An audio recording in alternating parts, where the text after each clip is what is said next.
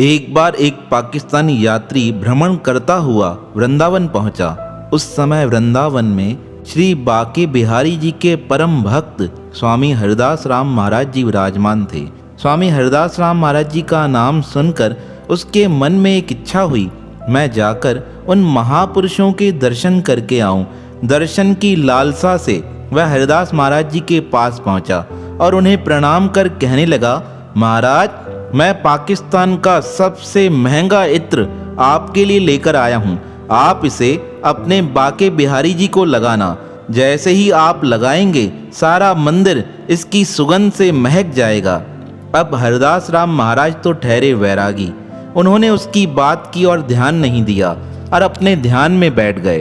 कुछ समय तक वह व्यक्ति वहाँ बैठा रहा। हरिदास राम महाराज जी की आंखें बंद थी। वह मन ही मन परमात्मा की लीला का अनुसरण कर रहे थे। वह देख रहे थे किस प्रकार मेरे बाके बिहारी जी श्री राधा रानी के साथ होली खेल रहे हैं। होली खेलते खेलते श्री कृष्ण जी ने क्या किया, एक रंग का मटका भरा हुआ राधा रानी पर उल्टा दिया।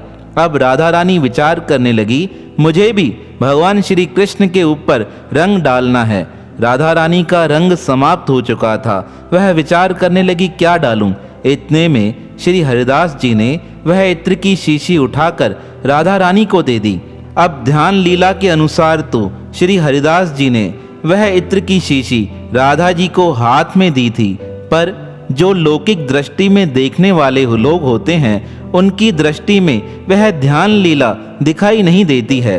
उस व्यक्ति को तो ऐसा प्रतीत हुआ कि श्री हरिदास जी ने मेरे महंगे से महंगे इत्र की शीशी को जमीन की रेत में उल्टा दिया है। उसे बड़ा क्रोध आया, पर कुछ कह ना सका। वह चुपचाप बैठा रहा। वह विचार करने लगा, मैं कितना महंगा इत्र लेकर आया था श्री बाके बिहारी के लिए, पर इस संत ने तो अज्ञानतावश इसे रेत में डाल दिया है। थोड़ी देर बाद श्री राधा रानी ने उस इत्र को श्री कृष्ण के ऊपर डाल दिया। इतने में हरिदास महाराज जी के नेत्र खुले। उन्हें देखकर वह व्यक्ति थोड़ा क्रोधित हुआ, पर कुछ कह न सका। तब स्वामी हरिदास जी कहने लगे, अरे जा रहे हो, जाते जाते श्री बाके बिहारी जी के दर्शन करते जाना, तुम्हें बड़ा आनंद आएगा।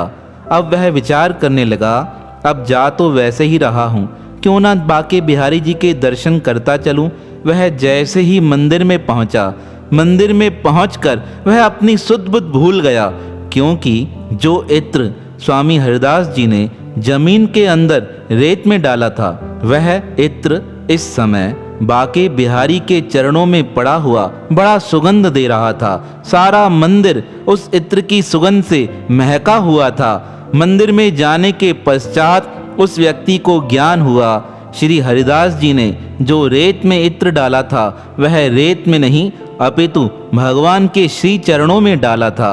उसे अपने अज्ञान का एहसास हुआ। वह भगते हुए स्वामी हरिदास जी के चरणों में आ प्रणाम कर कहने लगा, महाराज, मुझसे बड़ा अपराध बन गया। मैंने आप पर अविश्वास किया है। मुझे अपनी शरण में रखो। मुझे भी ऐसा दान दो कि मैं भी ध्यान में परमात्मा की उस लीला का अनुसरण कर सकूं। तब श्री हरिदास जी कहने लगे, यहीं रहकर परमात्मा की भक्ति करो, तुम्हारा कल्याण हो जाएगा। तो परमात्मा अपने भक्त की हर वस्तु को स्वीकार कर लेते हैं। भले वह ध्यान अवस्था में ही उसे स्वीकार करें, पर सच्चे भाव से जो उन्हें समर्पित किया जाता है, वह उसे सच्चे भाव से ही अंगीकार कर लेते हैं। ऐसे भक्त वसल भगवान श्री बाके बिहारी जी के चरणों में हमारा बारंबार प्रणाम है, प्रणाम है, प्रणाम है।